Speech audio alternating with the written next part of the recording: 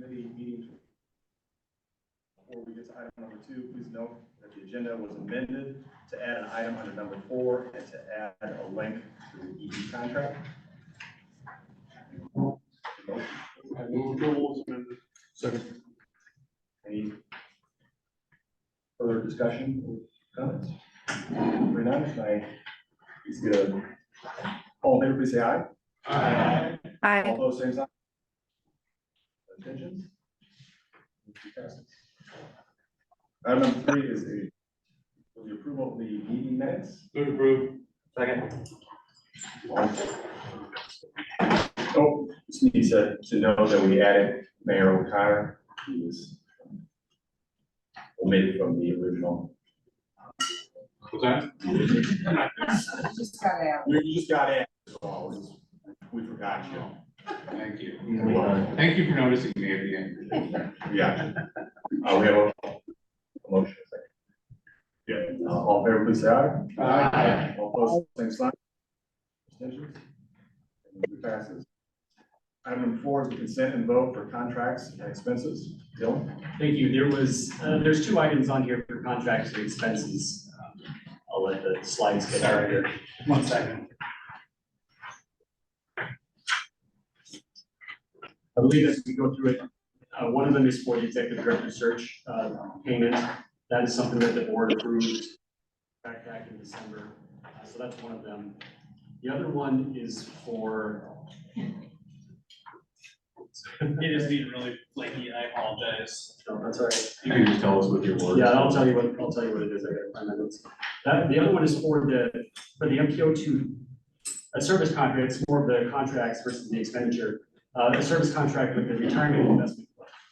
This is the state's deferred compensation program that state employees and many of the a lot of local governments are also involved with. We talked about this, I don't know if it was with the policy committee, but with the executive committee for sure a couple months ago, when we switched our payroll vendor to Connectify. The other half of that we wanted to do was switch over to the retirement investment fund. In that time in between, we've done more research on this. We've got a service agreement draft that legal counsel has reviewed and said it's okay to go with. I will also note that the finance committee has spoken about this in the past and highly recommended, and this is something we should look into. One, it's a lot cheaper in terms of what it costs the MPO as an organization by the tune of $10,000 or so a year. But it's also, from an administrative standpoint, a lot easier because the state takes care of everything. We don't have to spend the time doing that. So those are the 2 items we have for contracts and expenses. I will note on the RIC item that once that's approved, we have to give 90 days notice to all employees that have money in the deferred comp or former employees that still have money in there. So this would allow us to start that 90 days so we can hit the switch beginning of the fiscal year. Move to approve. Second. I do have a question before we vote, if we could. I recall the original discussion. I think Lam had expressed some concerns in regard to the nature of who the employees actually are employees of. Was that issue resolved? Yes, and we have switched over. That was on the Connectify HR standpoint, so we have switched over to that. It's a dual enrollment system or a dual employment system, so we are MPO employees, but for the purpose of some taxation issues, we are classified as Connectify employees as well, so we kind of have the best of both worlds in that standpoint. Happy to go into it more if there's questions. It's been a few months, but yeah. No, I just want to make sure that it was looked into and it was resolved. Okay. Any other comments or questions? All in favor, please say aye. Aye. All opposed, same sign. Abstentions? Motion passes. Item number 5, consent and vote for approval of the financial statement. The finance subcommittee met earlier this week and reviewed the financial statements and found no issues and recommended approval. Move approval. Second. Additional comments or questions? All in favor, please say aye. Aye. All opposed?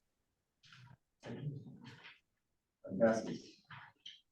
Item number 6 is the public comment on MPO action. 1. Questions? Item number 7 is the report and vote for the executive director contract. The draft of the contract is in your packet. Contract is based off of the offer that we put together after the February meeting, the letter agreement that we had with Dylan. The format of the contract is largely the same as what we've used in the past, obviously with changes though to meet the circumstances for Dylan's terms. It's been reviewed and drafted by our counsel, Scott Brennan, also reviewed by Cassandra and Diana, our consultants as well, added input on that. As part of the process, just to note too, there was a background check done on Dylan, and that came through clear, so. Dylan, Wow. So we did, but in all seriousness, it is important to note that we did do the background check. So, yeah, so just want that noted for the record. The executive committee just approved the form of the contract unanimously at our executive committee meeting an hour ago, so I would move approval of that. Second. Congratulations. Yeah. What Joe said. I'll wait till you go. Thank you. No discussion or comments? Solid move. All in favor, please say aye. Aye. Aye. Abstentions? So passes. Thank you.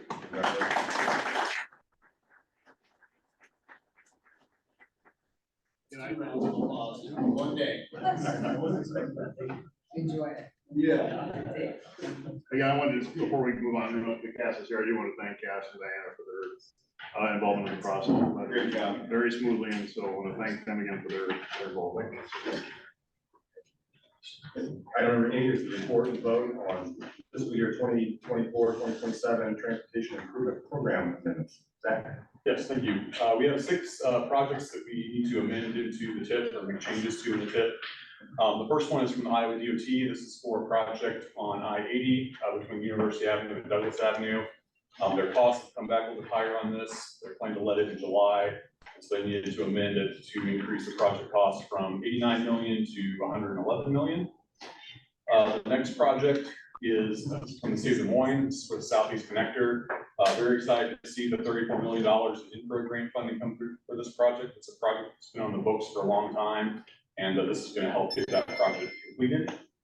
So we need to add that funding in, and then we've got 4 projects from Polk County. This first one is a bridge project on Northeast 40th Avenue. It's just south of Mitchellville. We awarded $550,000 in STVG funding to this project, and we need to get it moved into the TIP. The next one is also a Polk County project for Northeast 23rd Avenue. We awarded a little over $3.2 million in STVG funding to this project. And again, the change is just to add it into the TIP. Another bridge project from Polk County. This is on Northeast 27th Avenue, just east of Altoona. We award $500,000 in STVG funding for this project. Again, we're adding it into the TIP. And then the final project is also a bridge project for Polk County.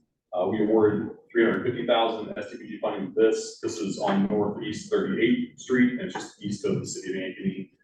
All of these Polk County projects were included in their 5-year program. They just didn't filter up into the TIP. So we're just doing a little bit of house cleaning to get these into the actual 24-27 TIP. Happy to take any questions. Otherwise, for your approval. Zach? The motion? Move to approve. Second. Any additional comments or questions? All in favor, please say aye. Aye. All opposed, same sign. Aye. Item passes. Item number 9 is the recorded vote for the Scott Avenue Dam mitigation change order number 1. Zach? Yes, thank you. Snyder Associates has reached out to us to let us know that we have our first change order on the Scott Avenue Dam project. This project is to address some cracking that was found by the contractors when they were working on the dam. You can see the pictures on the screen there. There's a few vertical cracks there in that dam structure. And so they need to do some expansion joints to repair those. The estimated cost of this repair is $1,000, so it's really a pretty minimal change order. But we do need to bring all our change orders through this committee for approval. Happy to take any questions you have regarding this item. Otherwise, we have it for you for your approval. Move to approve. Second. Additional questions or discussion? Just quickly, it'd be nice for the public to know where that project is, just, you know, what remains to be done. I mean, I can see a lot of work on the river, but it might be nice just to say what progress have they made over the last year and what remains to be done, and if there's a timetable when that portion will be completed. So, Sure. And we did talk several months ago about doing regular updates, or periodic updates, I should say, for this committee. So we were planning to do that in April. To provide you more of an insight of here's where we're at, here's some photos, here's what's going on in the project site. So we're planning to do that next month. Okay, thank you. Motion and second. All in favor, please say aye. Aye. Opposed, same. Nine passes. Item number 10 is the report and vote on the MPO bank account signatures. Thank you. We have a requirement in our policies and procedures manual to have 2 signatories for all checks that are written on the MPO's accounts. The policies and procedures manual also say that the director, assistant director, and planning manager will kind of automatically be granted that authority. However, we currently don't have an assistant director and planning manager, and those are positions we might not have for a while. When we were going through all the staff changes over the last year, the committee voted back in June to add Andrew Collins as a signatory, as the second signatory in addition to myself. Andrew will be leaving the MPO as a board though at the end of the month. So we're looking to get someone else approved by the board to do that. And we're recommending that Gunnar be the person that is added as the second signatory. I will note that we talked with the finance subcommittee earlier this week about this item, and they had a couple suggestions. One is to speak with the auditor to see, do we even need to have 2 signatures anymore? Just because some of the procedures we put in place over the last year might negate the need to have 2 signatures on every check that we do. However, it would still be good to have 2 people authorized to sign checks this that way. If someone's not there, we have a backup. The other thing that they discussed is probably going into the policies and procedures manual and removing the 3 specific positions that have that authority and just leaving that up to the policy committee to decide who has that on a case by case basis. So with that, this would be a recommendation for you to approve. And so we'll come back later on with more information on how to amend the policies and procedures manual. Approval. Second. Any other discussion or comments? All in favor, please say aye. Aye. Aye. Opposed? Abstentions? Motion passes. Item number 11 is the report and vote on the draft fiscal year 2025 Unified Planning Work Program and Budget. Thank you. Since last month was a little bit different and I wasn't there, we haven't walked through the budget with the full policy committee yet. So we wanted to take some time to walk through that. This is our typical work program and scope of work that will start next fiscal year in July 1st. We have to have a draft into the Iowa DOT by the end of this month. And then we will come back in May to have the final draft. So this isn't the only track we'll get at it. There'll be more time to work on this, but we do want to show you what's actually in the document. So a link to the document was included in the agenda packet, but we'll walk through a couple of the highlights here on the slides. The next couple of slides look at more of the planning activities and the work that the organization will do over the next couple of months or over the next fiscal year. These are broken down into 5 main tasks. So we'll walk through one of those one by one. The first task is kind of the bulk of more of the work that you would expect, the planning, and the studies, and the reports, and so forth the MPO does. And I'm not going to walk through each one of those individually. I'll call out a couple of things. But you'll see on there's MPO role, and so that identifies whether we're the lead, whether we're support. This kind of goes back to the thing that we approved several months ago, the decision tree of whether the MPO is involved and at what level we're involved. So we've gone through that exercise with these, and that's basically the result of that. And then there's some notes of whether these are federal required activities, whether they're ongoing projects, or requests from member communities, and so forth. Because in the development of this project, or of this plan, we do ask the member communities what input they have, whether there's projects, activities, and so forth they want to see. So we've made sure to highlight those in this presentation here. On this first one, I'll jump to a couple of things. One, in the middle of the page, we talk about the passenger rail feasibility study. This is the project we talked about a couple months ago that would go from downtown out northwest towards Grimes on that rail spur. the conversation that we've had is whether the MPO should have money into that, whether we should continue to study it. And the consensus was, it's okay to keep looking at it, but let's not put any MPO money into it yet though. So what this, there's an element in there for the MPO to study this, and in terms of the budget side of things, it's a $25,000 study. The $25,000 would come from the local communities and the public, and the private sector individuals that we've talked to that have expressed support for that. At the very bottom though, there's a item in italics. We did have our technical committee meeting this morning, and one of the comments was, in addition to that study, let's acknowledge the Midwest Passenger Rail initiative that's going on. This is something that's been going on for a while that looks more at the Midwest region and how passenger rail can work from all the major cities throughout the Midwest. And you might have seen in the Des Moines Register recently that the Federal Railroad Administration came out with a new long-term map that showed a rail corridor going from Minneapolis to Kansas City through Des Moines. So this is really just to acknowledge that if there's something that comes of that we're prepared to do any studies that need to happen. That's all that project is at right now. It's just kind of a conceptual type thing. There's no funding request. There's really no hard work that needs to happen, but it's acknowledging that if it comes, we can be involved with that. Underneath that, more than a couple down, there's a multimodal economic impact report. This is something that came about after some discussions with DART on the Reimagine DART initiative. And it's expanded to not just be transit focused, but really look at multimodal, so bike lanes and trails and so forth. But the point of this study or this report would be to look at, like the name suggests, what is the economic impact of investing in these types of transportation services? And this would help us with some of the ongoing work that's been proposed through Reimagine DART, but it would also help our member communities with understanding what's the return on investment for trails and bike lanes and other forms of multimodal transportation. We did have quite an extensive conversation about this at the previous meeting with the executive committee just a little bit ago. There was kind of a conversation of, do we leave that in? Do we use reserve funds for it? How do we go about handling it? And the executive committee recommended to keep that in the draft budget as a placeholder, as kind of earmark for funds, knowing that before any money can be spent, we would have to have contracts and scopes of work and everything really more fleshed out before we will actually commit the funds to do that. Did I summarize that correctly? Yeah, I think I had the most questions about it. I think I voted no against it because we've always went and amended the budget through things like that. And so I suggested we do the same thing with this because I think that as we reimagine DART, it's probably gonna be a bigger ask than the $150,000 that's gonna be coming out of our reserve, which is on I think the next slide.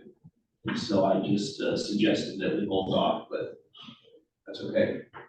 It doesn't get spent, I guess, until we approve it, so that's a good thing. If we move on to task 2, this is more of the research, data collection, and analysis the MPO traditionally does. A lot of these are pretty standard things or federally required things. The 2 at the bottom, though, I want to highlight. The first one is the transportation data and software. The technical committee, and there's the next item on the agenda gets more into this too. But the technical committee and the MPO staff have been working on researching different data providers. There's a lot of interesting data providers that are out there that help us with our planning and engineering needs. So we put an item in here, $180,000 for the MPO to purchase or subscribe to those data sources, and those data sources will also be made available to our member communities. The next item on trail count, the bike and trail count program, this is something we have, it's ongoing, but there's been requests from member communities to add more trail counters to the system or to upgrade the trail counters that we have. So we put $175,000 into the budget to purchase 25 trail counters to expand that trail count system and give us a more robust understanding of who's using the trails and which trail segments are more used than others. So those are two items that have some not insignificant costs associated with them. And for both of those, we would propose using SDG funds to pay for that. The next couple items are a little more straightforward and just kind of status quo type of things. The funding and programming, this is our development of the TIP, allocation of the funding, kind of the administration of a couple federal grants that we have, things that we've had in the previous work programs. Task 4 gets more into stakeholder engagement, involvement, helping out the boards such as this in their work. Again, pretty status quo. And then the final one is program administration. And again, that's doing the audit, doing the budget, doing just the routine office work. Again, pretty status quo. As we move on to the next slides, we get more into the budget. On the first slide here, it shows you the different funding sources that we have. So the top of that table shows you the federal funding sources. The first, everything above the US DOT Safe Streets for all of those ones above that, those are formula funds that the MPO receives just for being an MPO, and they're based on population. Those are our traditional funding sources. The US DOT Safe Streets for All, that's a specific grant, that's a special grant that we received. We're working through that grant right now, so by the time this is finally approved, that dollar amount will be reflecting what we actually have available. It will be less than $1 million. And then, like I just mentioned, the SDBG funds for those couple of projects, the trail counters and the data, that's the 300,000 there. There's also other funding or non-federal funding, so we have our assessments from our member communities. We're also showing a significant amount of reserve funds to come out of the budget too, or to help with the budget too. The rail study that you just mentioned, the $25,000, that's showing up in there. And then we have some interesting income in a couple other funding sources. Let's back up to the reserve funds. Is this an ongoing thing or? Yeah, we can talk about more of that here in a moment. That was a discussion that came from, I can just jump to it now, but the executive committee talked about that a little bit last month, of what the appropriate amount of reserve funds that we should have. And a couple of things came out of that. One is right now we have about $1.6 million of reserve funds. And there's a number of projects that have been requested of us, including the multimodal, the project we just spoke about. There's a couple things the board has already approved in the past, such as the Purple Line Highway study, the Safe Streets for All match. There's things like that. That constitutes that $600,000. Okay. I just wasn't familiar with what our normal reserve funds are. We typically haven't borrowed or used that much of it. But some cool projects to do with it.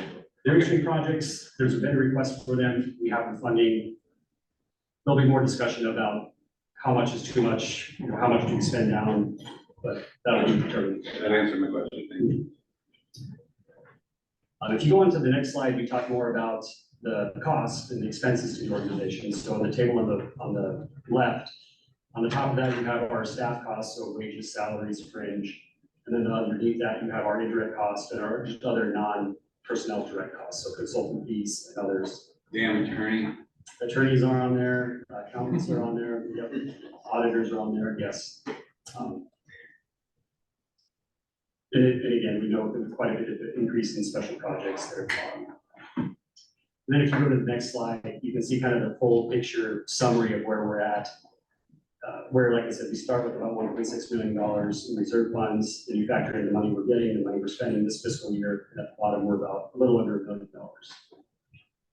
We did discuss the reserve status with the finance subcommittee earlier this week, acknowledging that there was money coming out of the budget, or what's been proposed in this year's budget.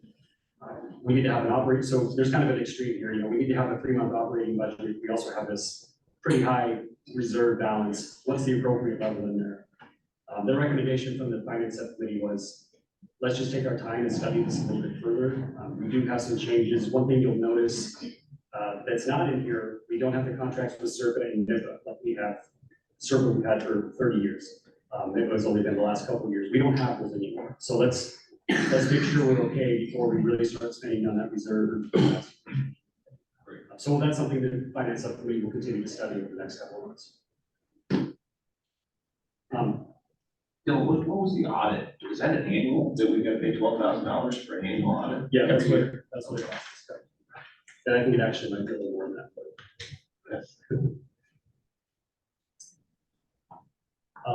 That's what I have for you today. Next steps, if this is approved, I'm happy to discuss any of these projects and the funding, but next steps would be asking for approval of the draft today. That'll go to the Iowa DOT, Federal Highway, Federal Transit. They'll review it, provide comments, and then we'll come back to you in May for the final vote on the budget. That'll take effect July 1st. So there's still time to make tweaks, there's still time to add projects, make any adjustments that's needed, but we're just looking for a little bit of draft today.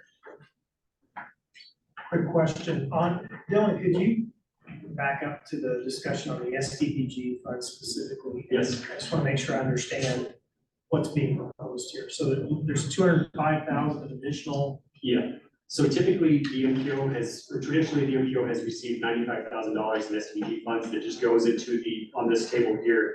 We're suggesting increasing that to 300,000. That would be, I don't want to say it's necessarily a one-time increase, because I think the increase could be an increase that stays, but probably not at the 300,000 level. When the STBG funds were initially provided to the MPO, it was during the reconstruction of 235. And the allocation was to help reduce single occupancy vehicles. And that was kind of the charge of the MPO, was to do programs that reduce single occupancy vehicles. Now that 235 is done, there's still that obligation to help reduce single occupancy vehicles. We think the way to better do that, rather than use the funds just for our operational budget, is to put the trail counters out there, do the data sources that would help all of us understand traffic movements and those sorts of things. So that's where that's coming from. So the additional expense for the trail counters, is there an offsetting revenue that's coming in? No, it would just come off the top for that's what we propose. And I have talked to Tom Haddon about that. Obviously, he's just one person, but it would come, this would all come before the funding subcommittee to be further discussed. The alternative to that, this can all be shifted around. If there's not the appetite to do STBG funds, that could also be something that comes out of reserve.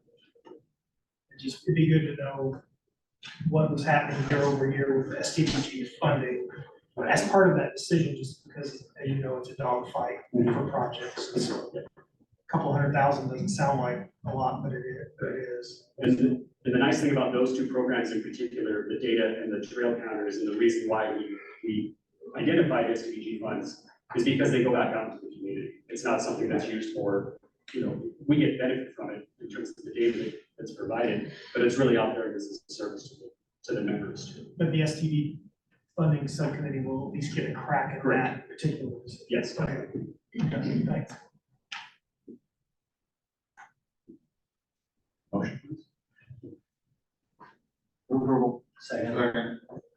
Additional questions or comments? All those in favor, please say aye. Aye. Aye. Opposed? Aye. Abstentions? Item number 11 passes.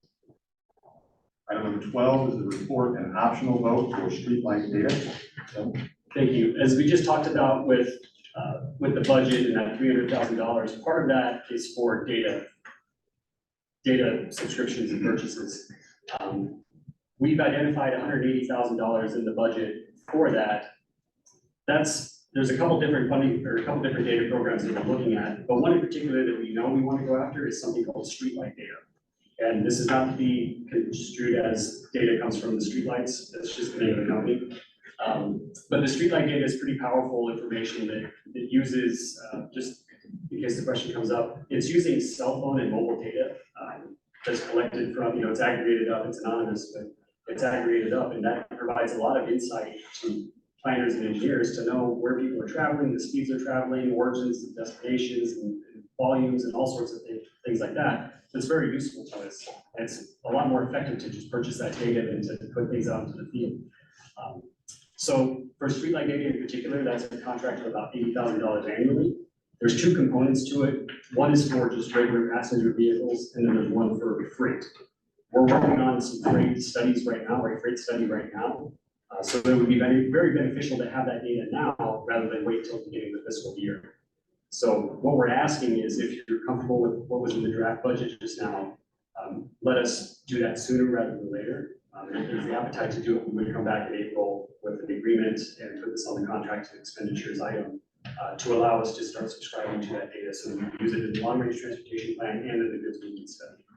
I will note that the technical committee has researched these a little bit more in detail. Back in December, we had Streetlight and another vendor kind of do their pitch and show what they can do. When we surveyed the technical committee, they had a preference for streetlight data. At the meeting this morning with the technical committee, they were very pleased with the testing. I think they were pretty excited to get this data and get it going because it would be something that all the community members would have a license to and could use. How do they collect the data? It's just when you have your phone on, and it probably all the apps you use have some sort of agreement that Okay, so they it's can track you. just like that. That's what I heard. Like that, all the chats. How many years is it for? How many years is the subscription for? Yeah. And it's a year-to-year subscription. But how many years would you need to have useful data though? For the freight item, we probably only need it for a year, if that. For the vehicle one, that's something that might be a more ongoing thing. And the nice thing about this, we're proposing, let's just try it. And if our member communities find great value out of it, we can continue doing it year to year. If they don't, then we don't have to continue doing it. Give me a couple examples of how we can get value out of it. So one example is, there's a couple examples here. So if the community, someone from the public calls up the city hall and says, someone's speeding by our house all the time, people are always driving so fast here. You would have to otherwise mobilize someone out there, put one of those, traffic cameras or radars or something. With this, you can just pull up the data and say, no, yes or no, it is or it's not. That's for any road? For any road. That's the same question. So we said. Yeah. That's awesome. And this could be very useful. You can also look and see, we had an event, at Wells Fargo Arena, some event came into town. Scary, but. Where did people come from? How did they get there? It will help you track, here's the main routes that folks took. Or, the Amazon facility in Bondurant, what truck routes are they taking? So they leave the facility, they get to downtown Des Moines, or they get to Clyde. What routes do they take? Are they going on the routes they're supposed to be going on? Are they following truck routes? Or, it helps us understand that and. Are they doing that analysis and providing, because that would take some real analysis to be able to determine that. Are they providing that analysis, or do we have to manipulate the data? There's a little data manipulation, but a lot of this just has built-in tools that will allow you to click a few buttons and kind of pop up what you want to see. Is someone like CBB, Catch Des Moines already using this? That's a good question. I We don't can know. piggyback on that. Darts used it. Yeah, we bought it a few years ago. We just bought 1 year's worth of data and we used it. We updated our long-range plan. We found it very useful. Iowa DOT uses it, and I should know too, we've tried to work with the Iowa DOT to just let them get it for the whole, really for the whole state. Other MPOs have been involved too. And the DOT says they can't do it. So rather than beat our head against the wall, trying to get them to go along with it, we thought let's just start moving forward on our own. So I'm trying to think about when, and I haven't seen the display of, let's say we wanted to determine, how much traffic count is on Highway 65 coming through town. What time, can you search it through a time period? Like, I want to look at over the course of a month or periodically, are you able to run reports out of this? Correct. Yeah, you can run reports out of it. I think the data that they have goes back 3 or 4 years at least. But then, yeah, you could look up and see what happened this morning, or we could look back what happened last week, or December, seasonally. You can slice and dice it a lot of different ways. I do want to note, the data is collected through cell phones and everything. So if you wanted to do an official traffic count, you probably still need to put this, the tube counters out and do the official way. Yeah. This is more of a high level. Gives you it's a given indicator, it's all relative to one another, but to do something like that. What if you have like 4 cell phones in one vehicle, is it counting at 49? They have ways to figure that out. If the bus goes by, it's not, they know it's a bus versus a lot of people really pack together. Well, that would be 2 people. So if the CBB and the partnership have it, we should follow up, we should see if we can piggyback. No, that's We're taking your name like that. I know. I like that, I like the idea, but, but if they already have it, I'm sure they would let us use it, and So we'll report back on that next month, when we, like I said, we'll come back with the service agreement and all that for you to approve next month. But yeah, we'll definitely check on that. Yeah. Part of it has to do with the granularity of the data. When you set up your contract, you're setting up how granular your data is, and so when they buy it at a statewide level, it may not have the granularity that we would want. I'm guessing. But the CBB. Exactly, right, yeah. And like CBB, they may not be looking for that street level data. Right. That they'll look at. Okay. Like in partnership, when you see them have a report that comes out that says downtown traffic levels are at 70% of pre-pandemic. Yep. Okay, that's a whole catchment area of local downtown, whereas Dillon and this is more very very defined street specific level, different data. But again, sets. if they're already doing it and we can just monitor and, yeah. Maybe it won't be 80, maybe we can increase their annual thing. Yeah. And give them. So, There's definitely portions. so could it track Joe Gatto and know where he's speeding? No, right here, buddy. No, it cannot go down 235. When I get to your cell phone identification. Still pretty good. Yeah, if. They know where it's a Carl's street riding that a has- bike though, sure. I think if it's a street that has one person on it, it probably won't be able to show you that. It's kind of like the census, it has to have kind of a, minimum amount of travel or something like that. And staff, please feel free to direct me. Can it be a twelve number? Give a cell phone. That is something. They probably could. The streetlight data, I don't know, but there are other data probably still looking at. Yeah. That's interesting. I'll move approval. I'll second it. Good job. I'm fascinated. Any additional comments or questions? All in favor, please say aye. Aye. Hi. All opposed, same sign? Abstentions? Will pass. Item number 13, is the report on the community projects funding. Got it? Good afternoon, everyone. Just want to make sure you all have situational awareness that our congressional offices in the first and third districts are collecting applications for community project funding. We brought this to your technical committee members this morning. I think the Congress offices themselves are still waiting on guidance for them. They've opened that process up. We invited staff from both district offices here to be with you today to answer any questions you might have. And we have Tony Chavez with Congressman Nunn's office.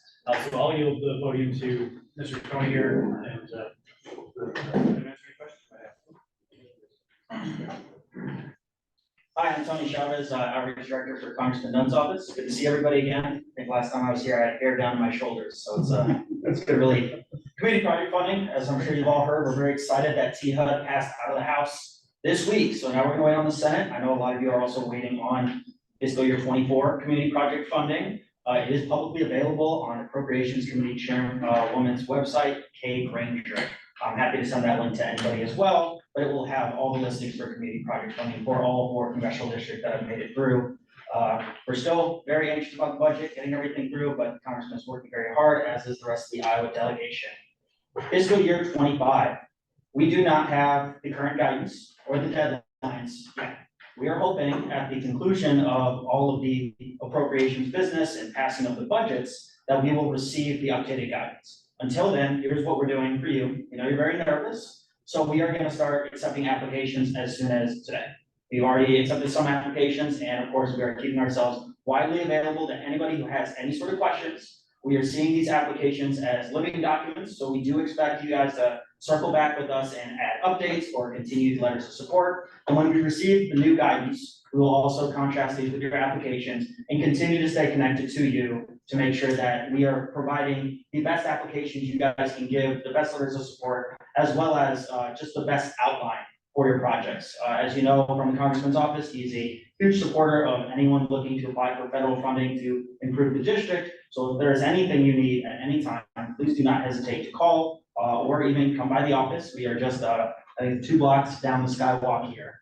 As well as if you are wanting to personally get a meeting with any of our legislative staff who prioritize in any of these places, whether it's transportation, housing, urban development, anything and everything, I am happy to set that up, coordinate it, and continue these conversations. Even if you're not one of the 15 projects selected in the future, we want to continue working with you to find other revenue or avenues of federal funding. That being said, we are not setting a deadline. When we get the new appropriations information and the new deadlines and the new guidelines, that is when we will start updating everything and give you guys additional calls. But we hope that we can continue to be partners with all of you in improving your communities through this, through these funding opportunities. Do we have any questions or anything I forgot to mention? Are we good? All righty, if you do not have my personal cell phone number, I have my business cards with me today. Thank you guys for your time. Thank you. Item number 14 is the fiscal year report for 2025-2028 transportation improvement program development.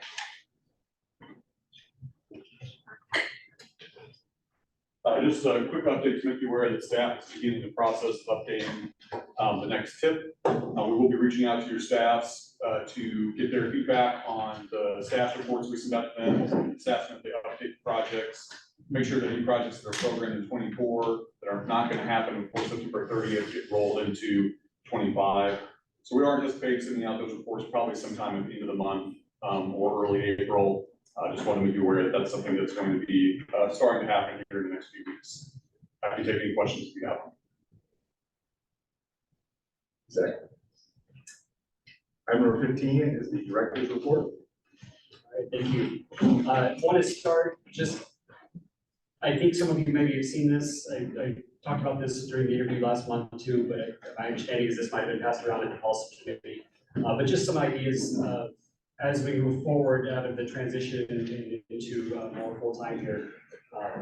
Some of the things I want to look at, really looking at how do we optimize the MPO. We've done a really good job. We've got a great baseline and we've gotten back to, I think, kind of baseline MPO, making all the federal requirements and kind of doing the core things, but how do we kind of take things to the next level? And really 3 components to that is making sure we have a very highly aligned board and engaged board, reliable and skilled staff, and then a clear strategic direction. So over the next couple of months, or 6 to 12 months or so, these are going to really be a key focus for us. And I'll be working with the new officers to flesh this out with the executive team, to flesh this out in more details. But these are things to look forward to, and we'll continue to report on this going forward. If you jump ahead to some of the more miscellaneous items, I kind of alluded to this during or mentioned this during the budget item. But we don't have contracts with SERPA anymore going forward after this fiscal year. In fact, just a couple weeks ago, we received notices from both SERPA and MIPA to terminate the contracts that we have effective at the end of this month. So come April 1st, we will no longer be involved with SERPA or MIPA in any fashion. Staff won't be here anymore, all of that. So we'll be done with them. We might have to come back and do a budget amendment. Speaking of that, again, budget amendment maybe sometime down the line, just to reflect that we don't have the revenue from those contracts anymore for that 4th quarter of the year. Speaking of SERPA, a couple months ago, the MPO approved a 9-area boundary update that would include all of Polk County, as well as a few other adjustments that were done on the south and west sides. SERPA had to approve that as well, and they have done that. There are some funding implications because of that. Polk County was a member of both the MPO and SERPA. Now they're only a member of the MPO. They had projects included in the SERPA tip. They were funded with federal, they had SDBG funds attached to that. So what we've talked with the county about, I've also spoke with Tom Haddon, this will have to come to the funding subcommittee as well, is how do we help Polk County ensure they don't have a loss of funds because of that transition over to the MPO. And we've got some ideas to how to do that. There's an increase of SDBG funds of the formula because of that change, because we have more population now. That would, over the period of about 4 years, make up the difference of what Polk County would be losing from SERPA. So I think there's a way to make this all shake out. That'll go through the funding subcommittee here in the next month or two, and we'll come back with what that looks like. Finally, just want to mention that later this month, we're going to have a meeting with staff from District 1 DOT as well as MPO staff just to start coordinating on projects. This is something that we hadn't really been doing very well over the last several years, and something we really try to get back to. Now that the district staff turnovers have been those vacancies have been filled, and we've got things settled down here at the MPO a little bit more, it's time that we'll start getting together and hopefully meet on a regular basis on all the various projects that the UT has coming out within the MPO planning area. So if there's anything of interest from communities that you want to hear about from the UT, let us know, and we'll make sure to ask those questions during that meeting. I think that's about it for the director's report. Oh yeah, one more thing. Just kidding. I do want to thank Andrew Collins. As I mentioned during the signatory item, and because of the SERPA and MIPA transition, Andrew will be leaving the MPO employment and going to help lead the SERPA and MIPA new organization. Andrew's been a planner with us for the last 10 years or so, which for an MPO planner, that's quite a long time. Normally we don't stick around that long. So Andrew's one of our more senior people. It'll be a big loss for us as a staff to lose him, though it's nice to know he's not going too far away. We can still call him up with questions, but I just want to acknowledge all the work Andrew's done and wish him well. Thank you.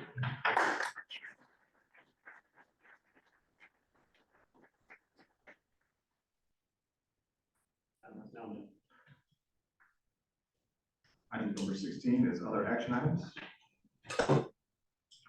I have one small other item for your consideration. We've been undertaking a review of how we're doing our virtual and hybrid meetings. We've been doing them for 4 years now. Recently, you've noticed we've had a couple of issues with Zoom. We think we've resolved those, but it's kind of an open question for us.